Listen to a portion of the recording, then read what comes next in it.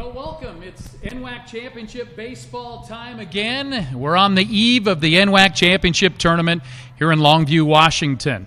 I'm Kirk Rowland, the athletic director at Lower Columbia College and on the NWAC baseball committee, and I'm proud to be the tournament director of this great tournament that we're going to have here. I've got a special guest with us, Ryan Mummert of the Tacoma Titans. We're just going to go bang, bang, and bring some coaches up here and talk a little bit about this tournament. We're also going to check in with some outstanding players that are here tonight as well. And first of all, Coach Mummert, congratulations. I know you guys earned to host that tournament and took care of business in the Super Regionals. You got to be pretty happy to be back at the tournament.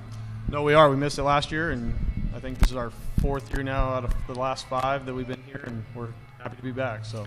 All right. Well, as you see on your screen right now, the bracket is up, and the Tacoma Titans get to play the Columbia Basin Hawks. And right now, Dave Andrew is going to speak with Garrett Westburg of the Titans. All right, Kirk, thank you very much. And Garrett, your Coach Mummer just alluded to the fact that the Titans weren't here last year. I know you expect to be here. It has to feel good. First business and being here this year. Oh, definitely. It feels good to be here. A lot of the sophomores this year are glad that we get to experience this tournament. Happy to be here. Well, I know you come in as kind of the main guy. No word yet on who's starting tomorrow. You're going to come out. You've been on this mound before. It's a turf mound. You feel like that's an advantage for you? I've pitched on turf mounds before. We have a dirt mound at home, but turf, dirt, doesn't make a difference. And you had a great region. I mean, you guys went and took care of business quite quickly. Your thoughts on last weekend's play? I felt like we threw the ball pretty well, and we had some timely hitting when we needed it. So, yeah, did what we need to do. All right, we'll see you on that hill this weekend, Garrett. All right, thank you. All right, Garrett Westburg. Well, talk about this guy. Now, you're putting your cards to your chest, and you don't want to just announce to it, but come on, let's be real. This guy has earned it. What a season he's had. 6-1 and a 0.81 earned run average. Not too bad. Yeah, no, he's our best guy. There's no question. He's probably going to go tomorrow, but we still got to make curfew and make a bus. So as long as all those things hold up, we'll see what happens tomorrow. But no, he's definitely our best guy for the last 2 years, and I'll tell you right now, we wouldn't be here without him. I know he only throws once a weekend out of 4, but he pitches in all of our big games, as well as he's a catalyst when he's not pitching, as far as from an energy standpoint and a motivation standpoint, and he definitely leads by example. There's no question about that. Well, once again, Ryan, a very potent offensive team that you've had this year. You've got some studs in your lineup. Pretty impressive physically. I know the fans are going to be impressed when they see the Tacoma team come in. Alex McGarry's had a huge year. I guess he's one guy you can look to. 42 RBIs this year. Yeah, no, Alex has had a great year. Obviously only a freshman. He's only going to be with us this year because he's moving on to Oregon State, so we're going to miss him. But he's definitely made the most of the opportunities he's had this year, and I think he's really progressed in 1 year of college baseball as well. So we're hoping he doesn't stop. He gives us one more weekend of that. Well, with Peter Perkins and Taylor Adams, and there's just a lot of guys that have big numbers for you this year. I guess you're pretty confident when you send guys all the way through your lineup. Yeah, I think we're finally starting to figure some things out here later. We struggled early offensively, and I think these guys now are kind of, you get into conference play, you get in the groove, you get into routines, and I think they've just done a really good job of buying into the approach. Tough with 2 strikes, just different things like that. Just trying to be competitive at the plate and have quality at bats. So. All right, and hey, I know what the goal is, and that's to be playing Monday, and with an ace pitcher and some quality guys behind. Do you have the staff that can get you deep? I hope so. We've lost a couple really big arms for us this year that are out for the year injury-wise, but because of that, other guys got to step up as well. And a guy like Ryan Connor, who came in as a kind of a dual guy position player, has turned into kind of our number 2 or 3 arm, and not to mention, I think our bullpen's been pretty established for the most of the year, and have some quality guys out of there that if we can get enough out of our starters, that the bulk, we can turn it over to those guys and feel pretty confident that they're going to be able to continue the process and finish that thing out for us. So. And as far as the whole field goes, it really looks like it's wide open. I don't see one just like massively dominant team. Certainly, the South has 3 teams in the tournament. I'm not sure a lot of people saw that coming, but obviously they're pretty good. Do you think it's wide open? Anybody can win it? I think so. I think it's, you got the number ones that are here, and then everyone else had to win the regional, and some of the regional teams had to do a little bit more than most. So, we were fortunate to host at home, which is always a benefit for us, but even then we had some quality teams that we had to play, and I think it's wide open. Everybody's 0-0 to start out this week, and everything we did in the regular season is great, but it doesn't necessarily always transition to the tournament. So. And last question for you, the Columbia Basin Hawks, they've had a special year over there in the Tri-Cities. That is a tough matchup in the first round. Yeah, no, they are. We were fortunate where we got to play them early in the year, so we know a little bit about them, but again, we're not the same team as we were when we played them, and I'm sure they're not the same team as they were when they played us. So obviously they're the East Region champs for a region, and I'm sure they're going to come out just as excited as we are, and they're going to throw their guy, and we're going to throw our guy, and we're going to put our lineup, they're going to put their lineup, and here we go. So we're going to hopefully start off this tournament with a bang, and hopefully it's good for us, but either way, I'm sure it's going to be a good game. Boy, great matchup to get this tournament started, indeed. There's no doubt. Ryan, thank you for your time. I appreciate that. Good luck to the Titans, and we're going to have Coach Schlender come up here. Jonathan's going to take over the mic, and he's going to talk a little bit for Brent White. And as you can see on the screen, the bracket is up there, and what a matchup. 9:35 in the morning, Thursday morning, the Columbia Basin Hawks getting ready to take on the Tacoma Titans. And speaking of the Hawks, John Schlender is here, and hey, you got the short straw. You're the guy that has to fill in for Coach White. I know he's still in transit and getting over here. How you doing? Yeah, I'm doing great. Yeah, he asked me if I could come up here and just talk a little bit on behalf of our team, and of course I said it'd be an honor. So it's thanks for having me. Thanks for having us. You got it, John. Well, I'll tell you, Brent White, what a first year, huh? I mean, boy, did he take this program and just put a great year together. Yeah, it's been really, really fun to see him come in and assume the role as the head coach, and just his leadership, the way that he carries himself on the field, and the way that we expect our players. He's a great leader, and he's done a great job this year, getting guys to buy into the mission and the vision, and to sell out and to come out and work hard every day. So it's been a great first year for him. All right, well, let's talk about some of these great players that we're going to see this next few days for the Hawks. And boy, Isaiah Hatch had a big year for you guys. 63 hits. I mean, this guy's on base a lot. 27 RBIs. Has 3 long balls behind him. Folks, I do have notes. But Tanner Roundy, Michael White, just talk a little bit about some of the key guys offensively for you. Yeah, so we've really seen those guys step up, and really just be consistent. Having good approach at the plate, knowing their strengths, and really carrying our team from just coming out every day and practice. They're all leaders on our team, on and off the field. Their numbers are showing it. They put in the time. They're the guys that are, they're early, and the guys that are leaving last, taking the extra hacks off the tee, doing what they got to do to produce. Yeah, all 3 of those guys are big. I know you've got a lot more guys that are contributing. And, of course, we're talking about pitching, and I guess you've got a guy coming in who's 9-1 on the season, Hunter French. Big year for him.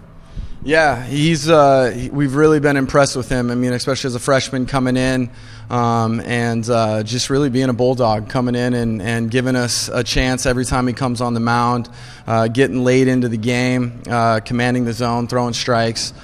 So we couldn't be happier with the year that he's had, and what we expect him to do in this tournament. Another big arm you've had successful is Anthony Alvarado, 2.88 ERA. I mean, that's pretty solid as your number 2 guy there.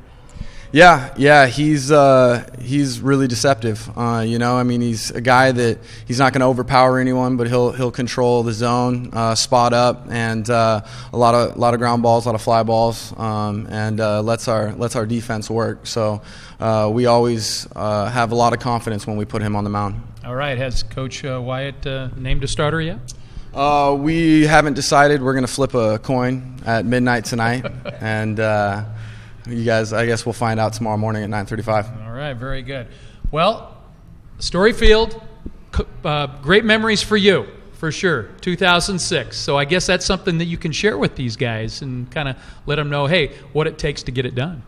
Absolutely, yeah. I mean, that's something that it's been really humbling and quite an honor to come alongside these guys this year and be able to just help them understand what it takes to get to this tournament and what it takes to battle and come out on top. And so, I mean, from day one, that's been, the mission and the vision that we've established was we prepared all year for this tournament. And we're excited that it's here. And, something that I've shared a lot with these guys is, you come down to this point in the season and everybody's got a chance. Everybody here is hungry. Everybody wants to win, and everybody's going to come out and play their best game.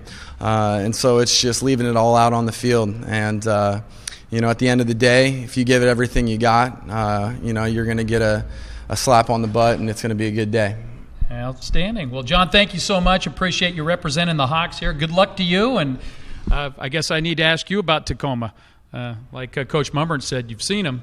Pretty good team. Absolutely, yeah, very good team. It's going to be a really fun game tomorrow. I know there's going to be two teams that are going to compete and battle and stay in at every pitch, and we can expect it to be just a war that we're all fighting, and we're going to see what happens. It's going to be fun. All right, great, John. Thank you for your time. I appreciate that an awful lot. And again, it's the early morning game tomorrow morning at 9:35 a.m., the Tacoma Titans and the Columbia Basin Hawks. And next up, I'm going to talk a little bit about the Walla Lynn Benton matchup. We don't have a representative for either team here, but this should be a pretty good game as well. Walla. Oh, you can bolt. No problem. Yeah. Hey, thanks, John. Appreciate that. Yeah, you don't have to stick around. You all know about Walla and stuff. Yeah, the Warriors took third in the East, and it's a team that's dangerous. There's no doubt about it. They've got the Wegstaff kid, Kutsky, pretty good offensive player as well. Robbie Heiberg, very good player, 7-3, and he's been solid. And I guess Jared Molna is a guy 5-1 who has 61 Ks in 70 innings. So they've got some guys that can come out here and get the job done. 28-18 on the season, the Walla Warriors. They'll be taking on a Lynn Benton team that is coming off a South Region championship. Ryan Gibson's team was pretty good this year. Josh Congdon leading the way, a .346 batting average. Damon Peters, pretty solid RBI guy, and Colton Cosner, another guy who's looked upon to get something done for the Roadrunners there. Logan Hatley, one of their top pitchers, he's 7-2 on the season. Travis Sanders, also yet to lose a game this year, 6-0. And there's Dante Glover out there, dangerous 5-1 record as well. So we anticipate this is going to be a really good matchup as well. Lynn Benton and Walla, and it'll be coming up at 12:35 in the afternoon. Next up, I'm going to have Josh Blunt come forward. And, Josh, if we could have your players also get set up over there, because I know Dave Andrews is going to want to talk to them a little bit as well. And step right up, Coach. And, hey, congratulations. Hey, it was, again, you earn that second place spot to host that regional, and then you get her done. And I know it was probably pretty fun for you. It was certainly rewarding this year after not getting through the last 2 years. So, kind of prepares you, no question about it. It was a tough road, though. Yeah. You guys were prepared. Yeah, you had to get a couple of done, right? We lost game one in a 1-0 game. Cantwell threw 7 innings of shutout baseball, hit the home run, sole home run to win the game too, and had to face a guy in your league, McCartney, that was really good, super competitive to kind of win a really close game to win 2 on Sunday. That's awesome. All right. Well, Dave Andrews got a couple of players over there. Coach, why don't you introduce the players, and Sure. Hey, Dave can talk a little bit about them. Young man closest to us is Tony Ortiz. He's our first baseman, going to Tulane next year, and to the left of him is right-handed arm Landon Barajas, going to San Francisco next year. All right, thanks, Coach. Well, we'll start offensive. We'll talk to Tony first, and we're just off camera here talking about last weekend. Of course, everybody wants a championship, come straight to Longview, but I think looking back, you have to say maybe playing 3-4 games last weekend was a good thing. Yeah, I'd rather play in, have a little playoff atmosphere first, to have the tough games, and then win some games, get into it, other than just have a free ride in. And you talk about tough, is you had to play the if game, had to play the second game, and good matchup with a good Treasure Valley team. Just talk about how Lane took care of business Sunday. Yeah, it was good to face some adversity and just realize that, no, we can lose, and just to come back and then know we had to take care of business, and that's what we did to win. All right, Landon, of course, you're one of the pitchers. Your ball club came up and played in Longview earlier this year. Let's talk a little bit about what you saw at this ballpark in March, probably besides some rain. Well, I mean, obviously it's just a beautiful field, and the renovations that they've done to it, it's really nice, and it's good to be up here, play a few games, so we kind of know what to expect field-wise and everything, just the environment. But, I mean, it's playoff baseball, and we got a little bit of a taste of it this past weekend, and like Tony was saying, we're looking forward to it. You know, looking at this field, and all of a sudden, here's 3 teams from the South. That tells me it's been a tough march through the divisions here, of course, with Lynn Benton and Mount Hood also here. Yeah, I think the entire year the division was relatively close. I mean, everybody had a shot at even getting into the playoffs at some capacity. So, I mean, I think we're happy with where we finished, and we're able to work through our regional. All right, Landon and Tony, good luck in the tournament. We'll give it back to the coach. All right, Dave, thank you. Well, I'll tell you what, Coach, this guy right here, you look at you look at Tony, and this guy's got 5 home runs on this season, so obviously kind of the toy cannon. That guy's a player. What a year. He kind of carried us offensively and defensively, too. He's really the only sophomore we have on our team. And a matter of fact, I think he was the only guy this season coming into the year that had a college at bat on our entire team. So it was definitely a learning process going from the get-go, and he carried us in big moments and big games, no question. Boy, no kidding. 307 average, 5 homers, 31 RBIs. It's nice to be playing at the right time. Offensively, it's been a little struggle for you at times. Very much so. I think we started 1-10, 1-11, and at some point someone mentioned that if we scored 3 runs in any of those games, we would be 10-1. Really? Wow. We lost 9 one-run games and just offensively kind of grinded through it. But, the good thing that we have is we have pitching, and we have pitching depth, and it's going to give us a chance to win most of the games we go up against. Boy, a 2.56 team ERA. That's pretty good. And, of course, you have Austin and Landon Barajas, and another good player. Talk about him a little bit. He's a really good arm. We're kind of fortunate in the fact I think we have 4 or 5 guys that skill-wise are all roughly the same and can go out and take over our baseball game. We've got really good arms in the middle. We've got good arms in the back. There's not a lot of difference between any 4 of our starters. Coach, talk a little bit about the South. Is the South teams also surprised there's 3 teams, or has it just been a thing that, hey, we've been beating each other up all season long and not surprising? I don't think they're surprised. I think the thing about the South is it's not very offensive dominated, and so you do come up and you play the North and the West and the East, and you get beat up a lot early on, and as the pitching starts to evolve and your short game and your offense gets a little bit better, you get a chance to win more games down the road. I got to ask you about the weather this year. I mean, brutal, wasn't it? It's horrendous. It was horrendous. I don't think we played on back-to-back days of scheduled games all year long. Crazy. Hey, you got some sun when you needed it, Absolutely. I guess, at the very end there, right? This might be the first time in Longview that you've had sunshine here now that you got the full turf infield and you don't need it. No, they put me in charge of the weather this year. Forecast 80 degrees every day. Good job on the meteorologist right there. Thank you very much. Very good. Well, you got Everett, and boy, that's again another tough matchup. You talk about Tacoma and Columbia Basin right out of the chute. You guys going up against the Trojans, they've had another great year in a really tough division up there. We opened up with them this year. I thought they were the most complete team we saw all year. They're just very fundamentally solid. They throw strikes. They've got good arms at the front. They're offensive in the middle. They were almost in midseason form when we saw them right out of the get-go. They are a very, very good ball club. Yep, very good. Well, hey, Levi, why don't you come up forward? We can talk to him a little bit. Josh, thank you so much. I appreciate your time. That's Josh Blunt of the Lane Titans getting ready to take on the Everett Trojans. And, of course, the Lane-Everett game will be the 4:35 game. As you see your bracket right there here on the NWAC Sports website. We're doing our coaches preview show and getting right along. And now I chimed out to talk to Levi Lacey, the veteran coach of the Everett Trojans. And Levi, congratulations. 33 wins this year. Again, you winning the North with great teams in it. Pretty good job by your guys.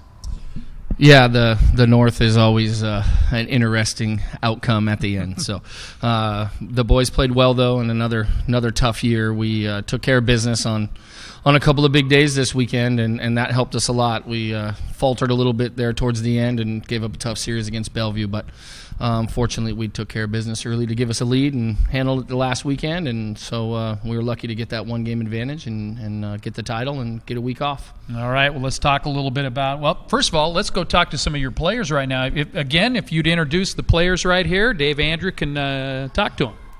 I got, on the close side is Ryan Sandifer, one of our sophomore pitchers, and the big donkey on the other side is Curtis Bafis. So all the other position guys are out banging BP right now, so we brought a couple of the arms with us. Well, hey, I got to start with the big donkey then. I got to go to my left here. So, Curtis, we're going to talk about you and Ryan and Dalton Chapman and some of your pitchers in a bit, but boy, looking at the hitting, some of your hitting statistics and guys with not only pretty big batting averages but on-base percentages as a pitcher, that's got to make your job a little easier. Yeah, it's definitely really nice to pitch behind this offense that we have. Obviously pitching with the lead is a lot easier. So Everett comes through, didn't have to play last weekend. We've talked to some of the other teams who did. How'd you guys take care of business in the off week? Well, we got after it on the practice field. It was definitely nice to have an off week from the games, though. It's good to rest our bodies. So, yeah, it was nice. All right, we'll turn it over to Ryan. I'm looking down these pitching stats. We've got Dalton Chapman out with us, a 1.70 ERA. Curtis here, a 1.98, and you're a 2.35. What's your problem? I'm teasing you. I got to compare to these guys. I got to compare to a guy who's 6'8". I got to do what I got to do sometimes. And well, he talked a little. The big guy here talked a little bit about the offense. Tell me a little bit about the pitching staff, yourself and your partner here, and the others. It's always nice to have our starters to go deep in games and then be able to turn over to our bullpen right away and know that they can most of the time go out and shut it down for us. So Everett comes in, runner-up last year. I know that has to stick in the craw of everybody who's back. A little extra fire? For sure. Definitely, yes. Pretty clear. Everett's ready to go. Kirk, back to you. For sure. All right. I love it. Yeah.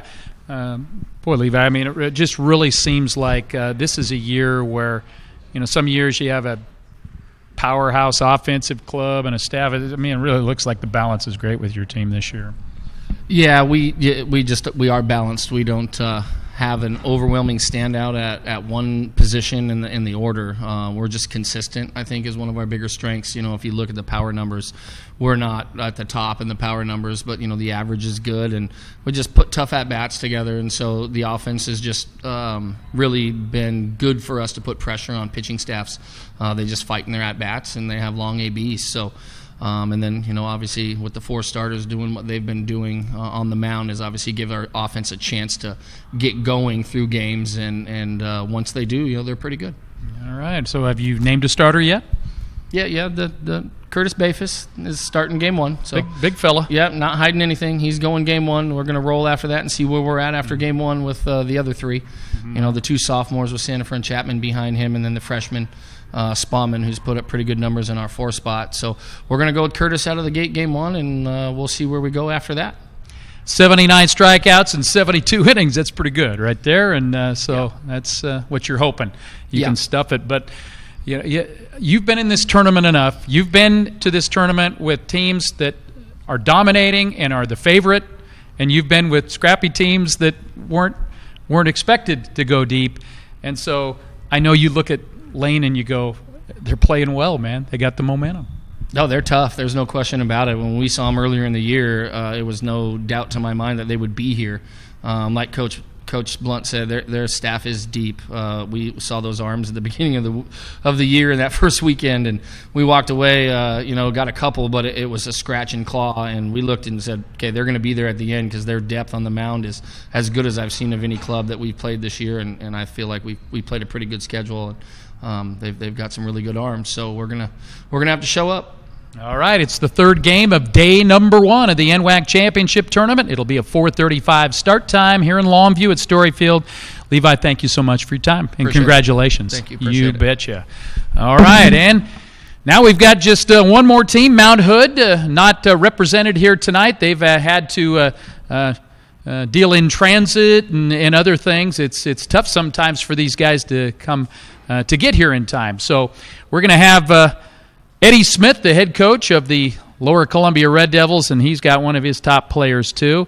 Here comes Eddie into our screen. And, Coach, congratulations. And, hey, got her done, man. Yeah, it's nice to be able to take care of the division and then, have a chance to rest up. And I guess for you, not as easy because you got to get the field all ready and get everything ready to host.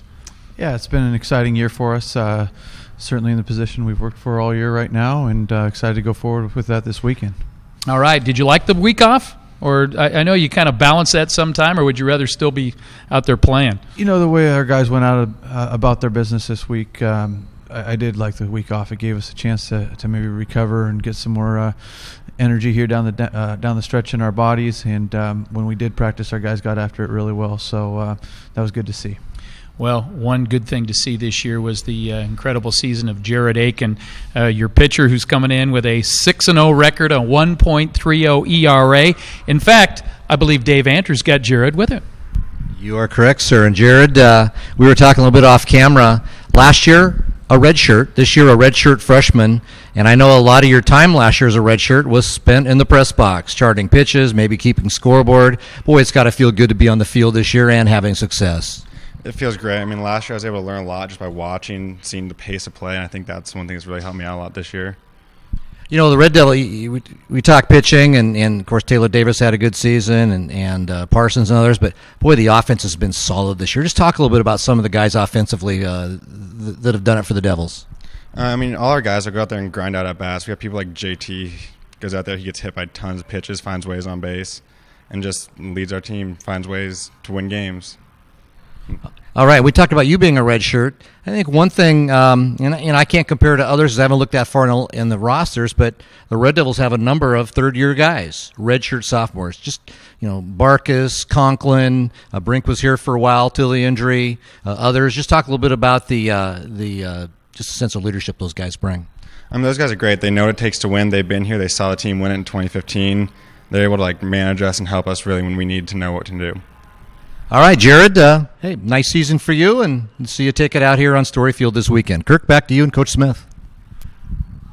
Thank you very much, Dave. Appreciate that. And, the kid was tremendous coming off that arm injury and to pitch like that.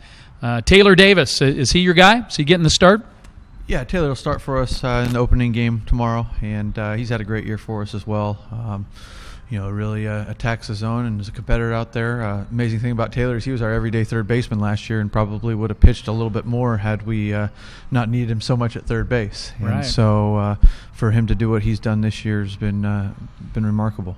All right, pretty versatile guy indeed. So he'll get it on the opening night. Jared talked a little bit about grinding out at-bats.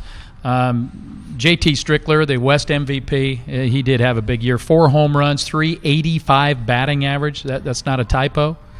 He did a great job, and it was one of those things where he brought a lot of leadership to us on the field, behind the plate, played some first base, played some left field, and it was a welcome surprise. He showed up and wasn't able to throw as a freshman. Last year, ended up getting Tommy John surgery in the fall, and was another guy who was, I think he did the scoreboard and laundry for us last year, and for him to come this year and have that sort of a year for us was a big part of our success. Hey, well-rounded individual. He can hit 385 and can put the delicates in the delicate cycle and come out with a very fine wash job there. Cameron Campbell, maybe the average down a little bit where he wanted it, but 29 RBIs, maybe that's deceiving. Just a guy that is clutch. He is, and he's been the heart of this lineup for 2 years. He's a guy who played a lot behind the plate for us. He's also our best defensive first baseman. It's so critical to have that versatility in our league with the doubleheaders. And just what he's done at the plate. He led the region in home runs despite missing 10 games with 8 stitches in his hand. And what he brings in terms of toughness and leadership to this group, you can't measure that. And then I also wanted to talk about Rickie Mozzie because he kind of ignites the whole thing, doesn't he? Yeah, he had a really good year as a freshman for us. He came from Whidbey Island. We were a little bit unsure of exactly what we were getting, but it was pretty clear early on in the fall that he was going to have a chance to be a good player for us. And the thing I've been most impressed with Rickie about is, as a true freshman, he's come in and he's rode the season with a lot of consistency. You see a lot of guys have some peaks and valleys throughout their years as freshmen in this league in particular, and Rickie hasn't shown any of that, and I think that's been a big key to his success. Well, Eddie, the Mount Hood Saints, I'll tell you what, another dangerous team that's playing well right now. Now, they come in with a .245 team batting average, so that's been a bit of a struggle, but boy, if you look at to go over there and win that regional and come in, Brian Donahue's going to have a quality team. Well, there's no question. They play the game the right way, and seeing them play a little bit last weekend, they had a little bit of that energy and fire that championship teams have. And when it comes tournament time, everybody you're going to play is going to be a good team, and we're really focusing on playing our game. And if we do that, we think good things can happen. They got a bloodline, Tom Lampkin.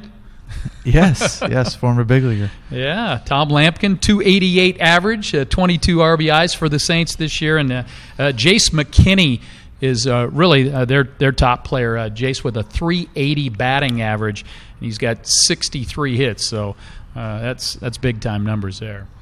Yeah, it really is. I'll go over the scouting reports tonight once the field's all ready to go, and I'll have a lot more information to you by tomorrow. That's right. I know you're worried about your ball club right now, and just covering it. Connor Stevenson had a solid year as well on the bump for them. So we're not sure who they're going with, but I guess for you it's just you know who you're starting and you know what your team can do, and it's a matter of to go out and do it. Absolutely. Really excited for the opportunity. All right. And just hoping that Longview steps up again and comes out, not just watches the Red Devils, but comes out and supports the tournament. It's a pretty special thing in this town how we're able to host this tournament year in, year out, and the local community support is the key to all of that. So having those crowds out there for all day long, and then especially when the Red Devils are playing, means a lot to this community and certainly to our ball club. So if you're out there, if you're wavering, come on out. Wavering? Why would you be wavering? The weather's going to be awesome, and obviously we got some great ball clubs here this year. The top 8 is great, and the thing about it is there are a lot of really good teams that didn't make it here to the NWAC. That's how deep it is this year. So, ladies and gentlemen, we want you to come here. Dave, I'd like to appreciate you for helping us out with some of the interviews here, and also thanks to Justin Ford who produced this. We're going to have great video coverage of the NWAC Championship Tournament. We certainly want you to come to Story Field and watch live college baseball, but we will have you covered with outstanding video. Just come to the website right here, nwacsports.org. So for all the coaches and for the NWAC, this is Kirk Rowland. Hope to see you in the next 5 days for the NWAC Baseball Championship.